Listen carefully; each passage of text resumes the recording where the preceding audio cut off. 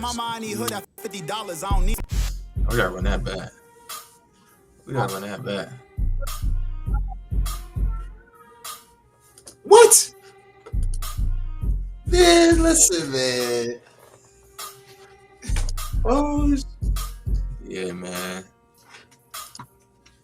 Told my girl just like a day trader, I need some support. I need some Give a support. game out for free, we don't got a court. We don't need a court. See other charts, I don't play a sport. I make candlesticks move on the screen, I don't need the force. If NVIDIA hit 90 for a share, I'ma rob the plug. Told my mama rob I the need plug. hood at $50, I don't need a hug. Open don't already need a got hug. niggas on the pole, it don't need a rug. Microsoft damn. What's up, Felly? What's up, brother? Y'all know the vibe. Welcome to another show, man. Wolf and D1 Yes, back sir. on again, man. Yes, sir, man. It's a pleasure, man. Glad to be here. You know, we got some important things to talk about. It's been a lot going on, bro. It's been a lot going on. Man, whole lot, bro, man. We had the feds come and talk out this week. We had all the big dogs report earnings. We had so much happen this week. And we had that whole Leopold thing happen, bro. That was crazy. Oh, my That God. was wild. That was wild, bro. Yeah, they did that young boy dirty, man. That boy dirty. Yeah. But business is I mean- business. I'm not going to lie. Like, Yeah. Business is business, you know. He's still surviving. He's still doing his thing. I know he was tight because right after they liquidated that boy, everything started running. So, hey, bro. you know. That's the nature of the game, man. But we gonna get into that, y'all. But first, we gonna start off with the Fed stuff, bro. Yeah. So, boom, man. Well, first, it's not anything we say is for not financial advice. Please do your own research on everything we say. We don't know your current situation, all that. But the Feds, for y'all that don't know, the Feds came out on July 29th, Wednesday, and they made the decision on interest rates. And everybody was stressed about it. I know I was low-key stressed about it, because I was a feeling they were going to hike. That's because of what's going on with oil and Iran and how that ties into inflation.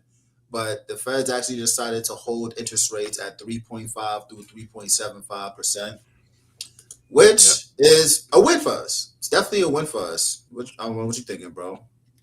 Nah, I think it is too, bro. I'm not gonna lie. When the war kind of got revamped up again, I did think that, you know, we was gonna get a possible rate hike, or at least some type of guidance that we was gonna get one eventually.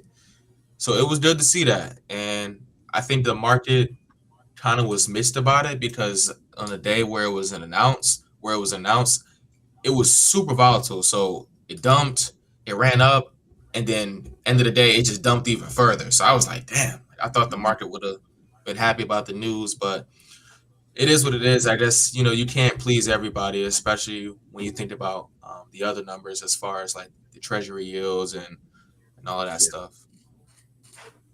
That's a fact, bro. I feel like, you know, the market pulled back probably because of Kevin Walsh's comments, because he's very much still a stickler on that 2% goal for the inflation rate. And we're still above that. Like, we're still at, as of June, we were at 3.3% for core PCE, which is the main thing the Feds use to dictate if they're cutting rates or increasing rates. It's the main inflation gauge. So the market probably heard that. It was like, hell no, like, we cannot afford any type of rate hike. And I can understand the market because a lot of people are levered up on these smaller names like the Amcors or the IRENs, a lot of these cloud businesses. But my thing is, bro, even if they hike rates by, let's say, 25 basis points, like, what does that really change? Is Google going to stop spending? Is Amazon going to stop spending? I don't really see the major concern when it comes to the big dogs as far as a long-term thesis. Will the market pull back? Yeah. But it seems like more of opportunity for me, if anything. Yeah, I was watching some guy on CNBC, and he was mentioning that anytime the market has, like the bubble has popped, it was always due to an extended period of, I want to say, high interest rates. So I think it had to be at a certain level for it to get there. I want to say his reason was the overall like credit markets. So let's say if companies are borrowing and then they're like, yo, you know, everything's too crazy right now. We're gonna have to pull funding. and now most of these growth companies can't even depend on the debt anymore that they're borrowing. That's when we kind of get in a little bit of a sticky situation, especially when it comes down to earnings. So Not a, I think that could be like the that's only that, potential risk, but even then, it's like this bull market is so strong, I feel like nothing can bring it down. nothing, bro. We had a war. We had the president get shot at like 5 different times. We had like a lot has happened since the beginning of 2026, and the market has maybe pulled back 2 to 3%. We haven't even hit in like correction territory one time as of yet in the market. Yeah, So like true. I agree. Like I agree with you, bro. This market's resilient, and that's a fact because I'm thinking about names like Oracle, my baby Oracle. That company's cooked if rates do go hiking. But the piece I'm also thinking about is like even if Oracle has an interest rate increase and they got to pay back a lot more interest on the debt they're already paying, they still have a business that's been around for 30 plus years. That all businesses still use. Like everyone still uses the software of Oracle for their like everyday business operations, kind of like a Microsoft or Outlook and all them. So like For sure. if that happens, their business models are still there. So I think it will be more.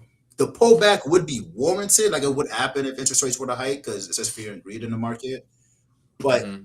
logical, that's where I'm like, I don't know, because these businesses are still gonna make money, maybe pay Yeah, more for the expenses, and their forward guidance may be lowered because of that.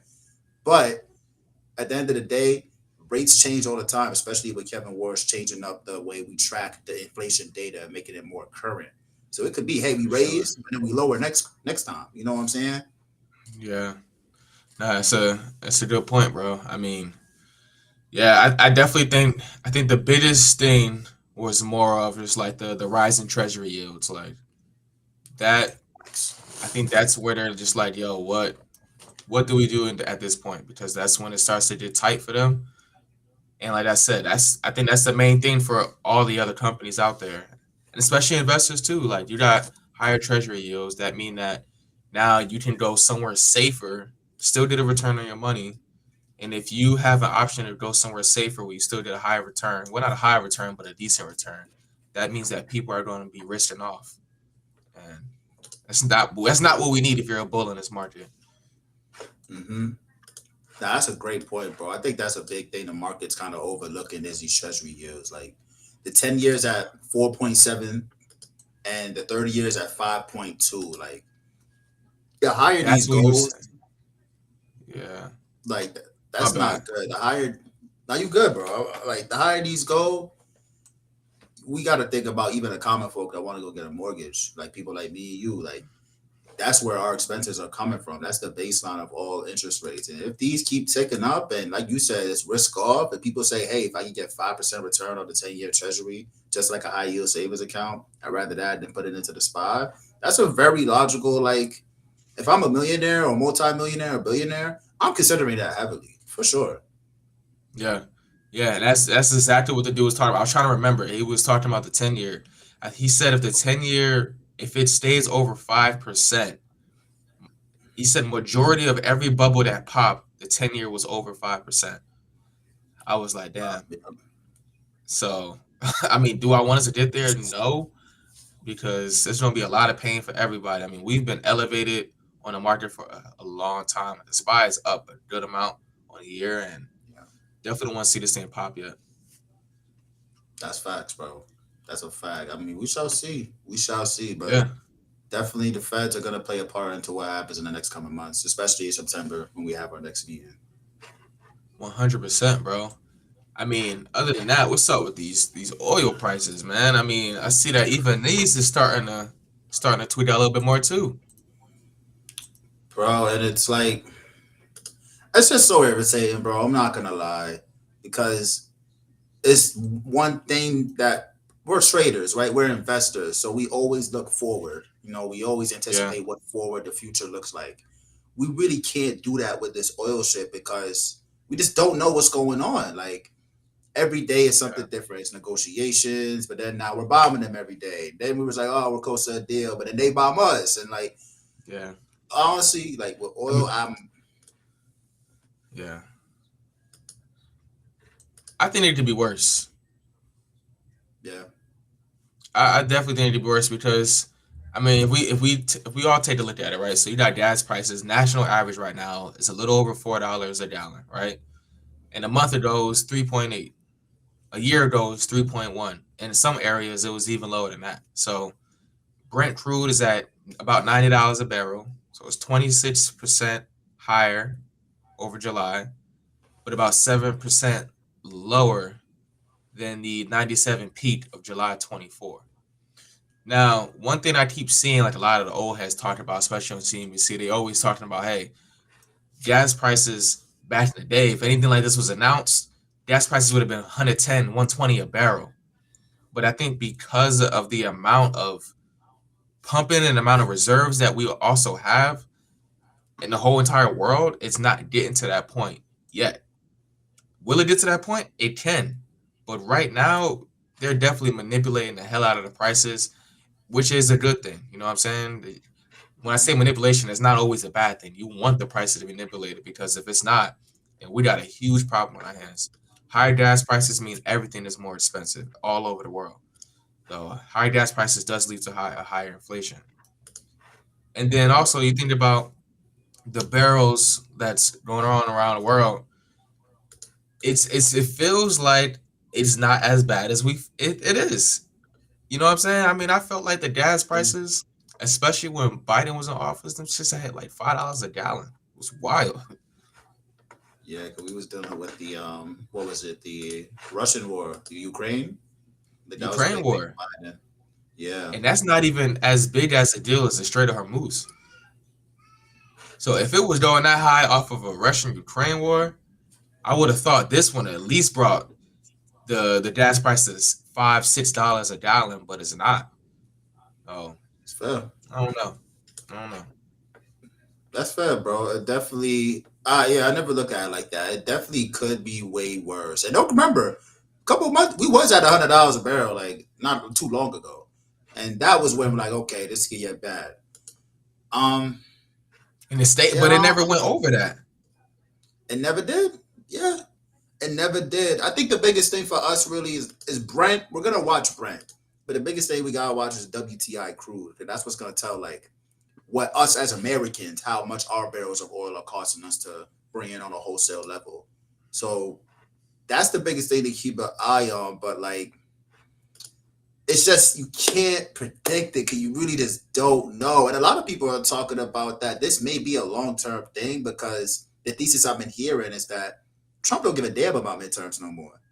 You know, he already know that's kind of is going to be what it is. And he's going to make sure his living legacy is diarrhea, whatever situation, whatever you want to call it, is dealt with before he's out of office. So this could be like something longer, and that's what scares me. Because if it's longer and these oil prices stay elevated to the 80 to 90 to $100 a barrel, that's when like, what's Kevin gonna do? Kevin gonna be like, I'm cooked. I gotta hike, regardless if I'm using current facing data or backward facing data that we have now. Yeah, nah, for sure, bro. I mean, and it's for anyone out there that doesn't know how like the oil business works. So I think it was 1 in 5 barrels of the world oil transit a 2 mile wide lane, right? There's only a 2 mile wide lane, mind you. They're being attacked by freaking terrorists. That's what we don't call them. All right, I don't care what y'all talking about. They're attacking innocent people at this point. All right, Yeah, they're and wilding for sure. you know they're wilding, and the vessel traffic has collapsed to 30 to 35% of pre-conflict levels. So tankers have to reroute, go the long way, which means that it's a slower transit of getting to you, and that means that it's less supply arriving on time. Now you have crude that leads to refinery, that leads to the terminal, that leads to your gas station, and that takes about 2 to 4 weeks. So the sign today is pricing oil from 3 weeks ago. So prices are going to rocket up on the way in and feather down on the way out. You know what I'm saying? So the station raises fast and lowers slow. So it's not like it's all usually before all of this was going on. Let's say if gas prices was coming in really quick, it was a smaller turnaround. So now when the prices go up, it's going to take a longer time for the prices to go down. If that makes sense, family. Does that make sense, bro? No, that makes sense. That makes sense. It's really a supply chain. Yeah. It's a supply chain that trickles down. It's kind of like any piece of inflation. You're gonna have more if oil costs more. You're gonna see more shipping costs be more expensive. So that's gonna trickle down to what you do picking up at the store or at the gas pump, etc. Exactly. And the longer that this goes on, the longer that those prices will stay elevated at those levels. You know what I'm saying? So we see the effects 3 weeks after, and we continue to see those effects, which is it sucks, bro. So I'm hoping this stuff changes because this is the stuff that affects all of us. Even if you're not in the stock market, this is still going to affect you. Yeah, that's really all. I don't want to go too much into that, but because it's really straightforward. I mean, I don't know if you got anything else about the oil and shit, bro. I mean, the only thing we have to be mindful of, bro, is our reserves of oil because we had an OD amount. Like, you're right. We had a lot of oil, but what the U.S. did is they front-runted the oil surplus that we had since the beginning of the start of the war. So a report came out on the 29th, and it's a U.S. crude oil inventory. So we were forecasted to have 0.7 million barrels. We came out with an actual of negative 7.1 million barrels. So I think that's the scary part. When our reserves are looking that light, what happens to our WTI, our actual barrel cost that we're paying now? And how does that affect us as consumers? And that's why I'm like, this extends out. Oh, this could be a problem. I wouldn't be surprised we get a 20% correction if this extends out. On top of, there's already hawkish talks from Kevin, and there were 3 people from the Fed chairs who were saying they wanted a hike. It could get scary, but you're right. We don't know. It's literally end tomorrow based on how it's been moving. For sure. All right. For sure. Now, the earnings week, man. I think that's one of the biggest catalysts right now outside of the war. Earnings has been a roller coaster. What, bro? And I got a rant, bro, because everybody was rationing on. Yo, listen, AI is gonna take over software, right? Microsoft's cooked, right? Everything's cooked. Yo, we're done. AI gonna control everything, bro.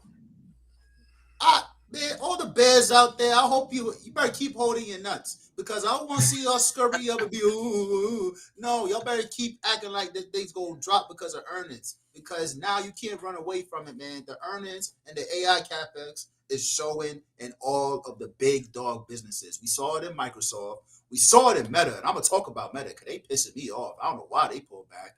And we definitely saw it in Google because their cloud business is growing 82%. Wow. Are we serious? And this is Google we're talking about. This is an over $2 trillion company that's growing 82%. Get the hell out of here. Y'all bears, y'all better wake up, man, because it's getting hot in the kitchen. I don't want to see y'all start taking your sweater off now. You better keep your sweater off, keep your sweatpants on, and stay in that heat, boy. Come on, man. Yeah, it's spooky out here, bro. And shout out to everybody in the Discord. We've been giving out these same exact plays that's been popping on earnings, especially that Microsoft. We was in some swings a few months ago. We got out of it. Told everybody keep dollar cost averaging into it. If you do see some leads, get those. And if you did, oh my God, this thing swung like $70 in a couple of days, bro. It's a crazy move. I didn't expect it to go that crazy, but it's wild, bro. And now it's above its 200-day moving average. Hopefully it finds that as a new level of support. This thing could really start to take off. I think it can, bro. It has every catalyst to do so because with Microsoft, the reason they loved it so much is you're seeing they didn't increase CapEx like that. That was the number one reason why. But also, you're seeing what they're spending actually catching up to their operating cash flow is catching up to what they're spending. So that's the first. Microsoft was the first example of seeing like, hey, we're actually spending a lot and making a lot at the same time. Because the main thesis with the AI CapEx is, hey, you're going to see a lot more on the revenue at the top line, but you're not going to see it at the bottom line until the next 2-3 years. Microsoft is seeing it right now. They are. Which is a good sign for all the other meta cap names. Mm-hmm. All of them. I mean, Amazon had a... Oh, yeah, Amazon. Yeah, Amazon's crazy. No, I was about to say, unfortunately, it's just Meta didn't get the love that we thought it was going to get. But here's my thing with Meta, and this is why I sent you that video I drafted. We may post it. But with Meta, people are blowing it out of proportion because with Meta specifically, people are mad because they're increasing their capex and they're not seeing improvement in their margins. The margins are actually contracting because they're spending so much in capex, right? And their earnings per share was really bad. It was down like 91%. But this is why it's so important to take context over just the raw numbers and actually figure out why things are happening. Because if you dive into it, the reason Meta's cash flow and their earnings were so bad, like their earnings per share, was because they had to pay over, I think, $2 billion towards lawyer fees for all the lawsuits that's going on. And they had to pay like $1.4 billion for all the people they laid off for severance. They laid off over 8,000 people. So those are two big one-time costs that are hitting their bottom line. And then you have the capex piece with AI. They're investing, I think, $145 billion now into their data centers, right? From 130, right? From 130, right? Yeah. And people are mad at that. But when you look at the actual business, their advertisement business, which makes up literally like 95% of their revenue, it's growing at 60%. Wow. Their impressions are up 14%. Their interactions 12%. Their ads are crazy because they're using AI to improve their ad business. And yeah, okay, it's not coming down to the bottom line, but you know what does show what is improving? Their operating cash flow, which is pretty much their cash flow after they expense everything they had to do to make the money. So like it's operating. So they had to pay the employees. They had to do this they had to pay these different manufacturing things, whatever. Operating cash flow is how much cash you have after you pay your expenses to create your product. It grew 38%. Right. So that means if you take out the capex, take out these one-time expenses, their margins are growing crazy, like crazy. And remember, their operating cash flow is getting better because of their investment into AI. So when this build out is done, where is Meta going to be? They're going to be growing like 40-50%. Yeah. So I think that's a huge buy. Yeah. Huge. It's frustrating because as investors, y'all, we got to understand we have to look into these type of things. We can't just take the front value and run with it. We have to research the why and build a thesis around that. So yeah, Meta, and their ROIC, return on invested capital, that pretty much gauges how well a company can take your money and invest it to make more money. Right. The average ROIC for the S&P 500 companies is like 12%. That's like the average, 10 to 12%. They're at 25%. So that means Zucks and all them, they have a history of taking your money and making mad more money with it. You really want to bet against that? Yeah, no. And I think it's also it's important for the people to understand like the diversification piece on it. And I love this piece that you had made too with Claude, because this is a good fact to have for all of our viewers out there that yes, it's sexy to be a stock picker and be right about everything, but it's always good to just be diversified. Whether you had a SPY, QQQ, VOO, VTI. Check this out, family. On Thursday, July 30th, Meta was down 8%, one of the largest companies in the world, right? And Microsoft ran 15%. The S&P wasn't down on that day. Even though Meta is a multi-billion-dollar company, the S&P was up 1.68%. Crazy. You would have thought it'd be at least flatlining. The day after, Friday, Apple was down 7%. You're talking about a company that was just at $5 trillion market cap. That day, Amazon was up 15%. I'm not saying Amazon was the one that held it up, but when Apple is down, usually that's a huge gauge that the SPY is going to be down in that day. That's how it's been for a while, because Apple it was the most valuable company in the world. I don't know if they still are, but it was at $5 trillion. So at one point they was. And the SPY was still up 0.72%. So two of the largest companies on earth, some of the largest companies on earth fell 7 to 8%, and the S&P 500 closed up on both of those days. That's wild to think about. It's crazy. Yep. And honestly, That's that actually that goes crazy to to think about. show, yeah, bro. And like that's why I think a lot of people, if you're not doing what like Mike and I do, you should just be in S&P to keep it a buck. Yeah. There's no real need for you to be stock picking and doing all this other stuff if you're not actually like doing the research behind it. So this proves it. Bro. Yeah. That's crazy. It really does, bro. I mean, I swear, y'all, if y'all just take a certain amount of money every single week, every single day, once a month, just invest it. Don't touch it. Don't think about it. Don't pull it out. Pause. Just leave the money in there. Just leave the money in there and keep doing what y'all doing. And I promise you, you're not going to regret it. Facts. Yeah. My last thing I'm going to say about all this, what Brother D.Y. is talking about is so true. And I think the one thing we definitely need to take from this is that the story has not changed as far as it comes to the AI growth story. They are still spending billions and billions of dollars. They're increasing the amount of money that they're spending every year. And everyone's number one fear is, what if the mega cap companies sit down and stop putting money into it? They just all reported earnings. The next earnings report that we're going to get is 3 months from now. So for the next 3 months, if you're a trader, swing trader, know that the story has not changed. So if you are in any of these AI companies, memory names, the story has not changed. So take that with a grain of salt if y'all want. Do what y'all can with it. Still be protected on the downside, but they just told us what they're spending money on, and they're increasing it. So I think we're all right for right now. I agree, bro. Yep, I agree. And also, shoot, speaking of memory, the reason Apple pulled back is because they said memory is expensive and they need more of it. So exactly. Listen, man, let's go and keep going for the next 2 to 5 years for sure. Maybe 5 real talk. Real talk, bro. And lastly, bro, let's get into what everyone needs to hear, and that's definitely the household piece, man. Like, what's going on in the cribs, man? What's going on with folks that's looking to buy some spots? Like, talk to me, man. It's looking rough, bro. It's looking rough, man. Mortgage rates. Remember, y'all. So mortgage rates are connected to the treasury yields, particularly the 10-year treasury.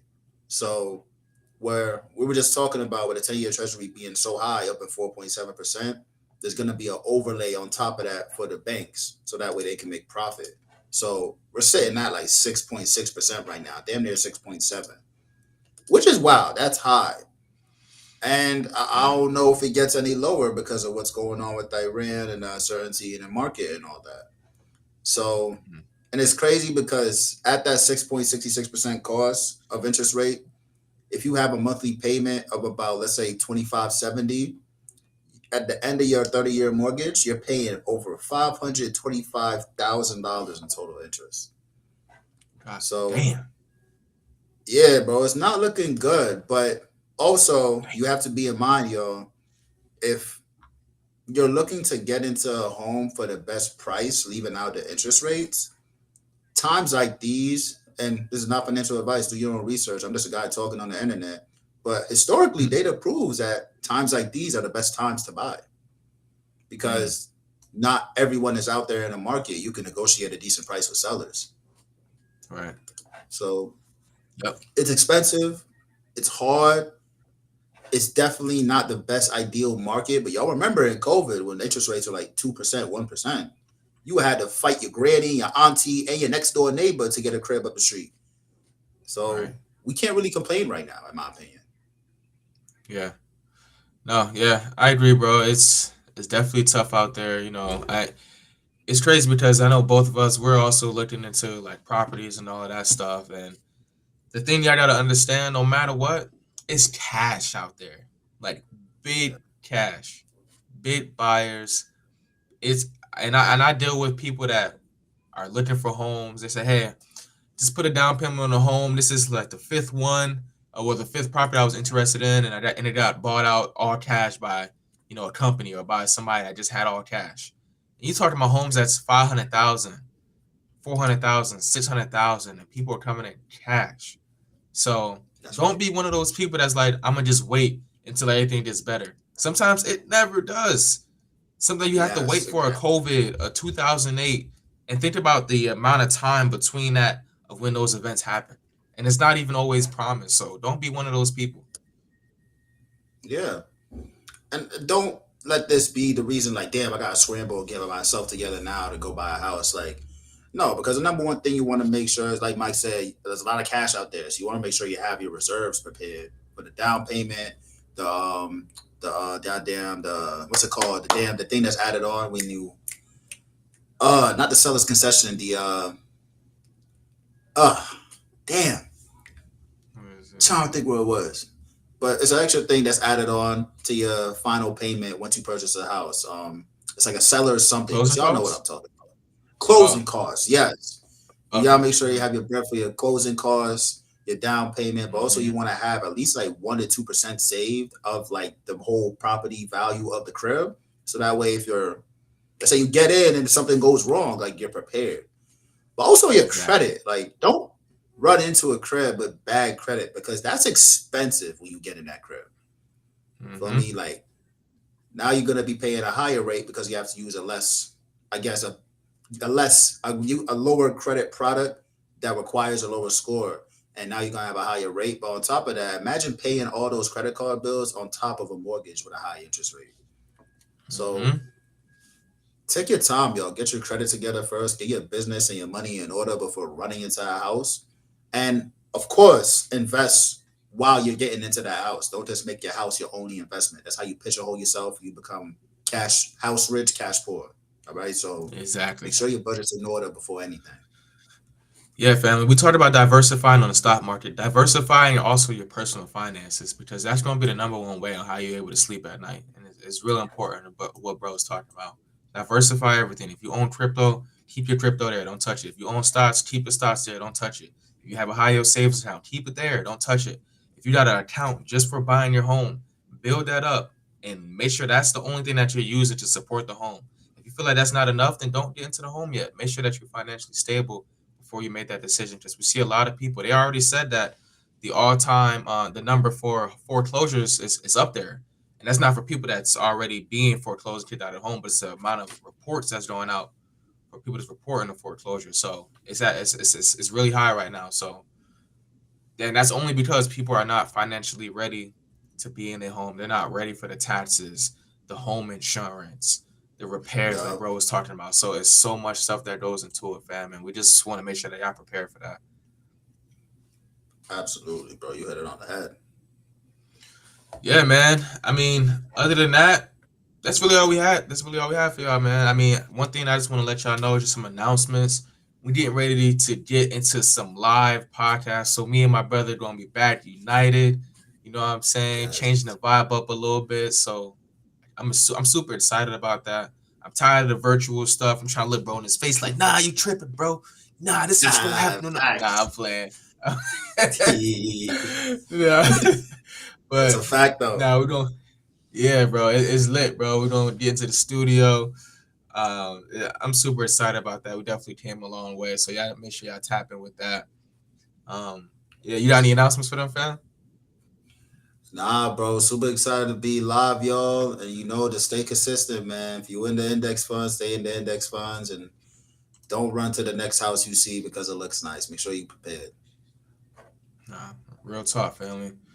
All right, man. Well, it was a pleasure, y'all. We'll see y'all in the next episode. It's the Wolf, my brother DY, and we out of here, fam. Yes, sir. Out of here. Peace.